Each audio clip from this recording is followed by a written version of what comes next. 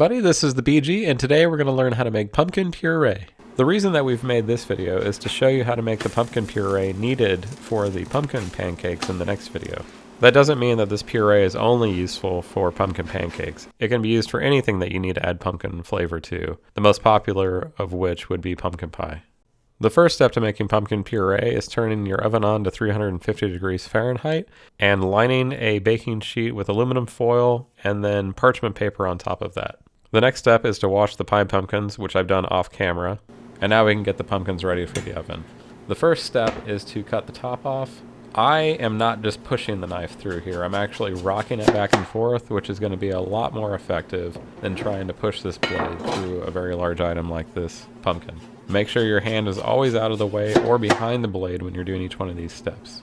With the top cut off, the next step is to put the cut side down and then cut it straight through the middle. Again, I'm rocking the knife through it like a locomotive. I'm not just pushing the blade straight down. With the pumpkin safely cut in half, the next step is to get all the seeds out. For this, the only thing I care about is getting all of the seeds out. I'm not doing a perfect job scraping all of the stringy bits that are left inside the pumpkin. That doesn't matter. Everything's going to be baked through and eventually pureed, so the important step here is just get all the seeds out and just make it, as clean as you can. The last step to get these ready for the oven is to oil them. I'm using avocado oil. You can use whatever you want, olive oil, you can use butter, you can use margarine, you can use lard, it doesn't matter, just some kind of fat on these. Just make sure that you get it evenly distributed all over them.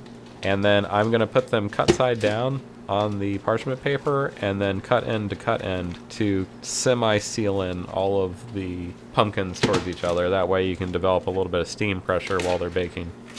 With everything oiled and on the baking sheet, I'm going to put these in the oven at 350 degrees for 1 hour.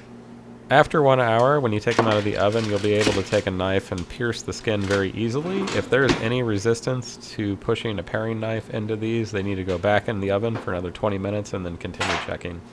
If they are baked long enough, then the one step that I do just to help this puree easier is I'll take an extra piece of parchment paper and put it over top to act as a tent and let that steam just continue working on the pumpkins as they rest.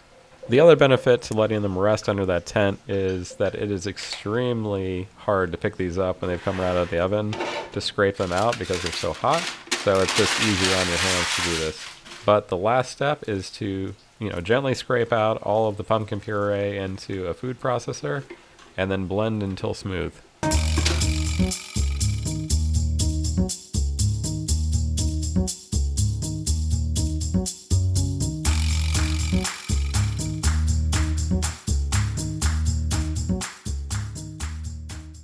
I'm giving the pumpkin puree one stir down with my spatula just to make sure all the stuff on the sides gets incorporated. But that's it. We now have a smooth pumpkin puree ready for the freezer or for you to use for pumpkin pancakes. Since you know that we love to freeze everything around here, the last step is to scoop the puree into a freezer-safe container. The ones I'm using here are a 2-cup container, and I don't fill them all the way, so I'm getting about 1.5 to 1 3/4 of cup of puree into each container. Last step is to get these labeled and they are ready for the freezer. They've cooled down enough because I let the pumpkins rest on the baking sheet, so these are totally ready for the freezer or for you to use for making pumpkin pancakes. So there you go. That's how you make pumpkin puree. We make several containers of this and just leave it in the freezer all year so that we can make pumpkin cookies, pumpkin pie, pumpkin cake, pumpkin pancakes, whatever you want to be pumpkin flavored. It is delightful. This is the BG, keeping it square. I'll see you next month. Thanks for watching today. In our next episode, we'll show you how to take your pumpkin puree and turn it into delicious pumpkin pancakes. It's a fall treat that you can make all year round. We love it. I know you'll love it too.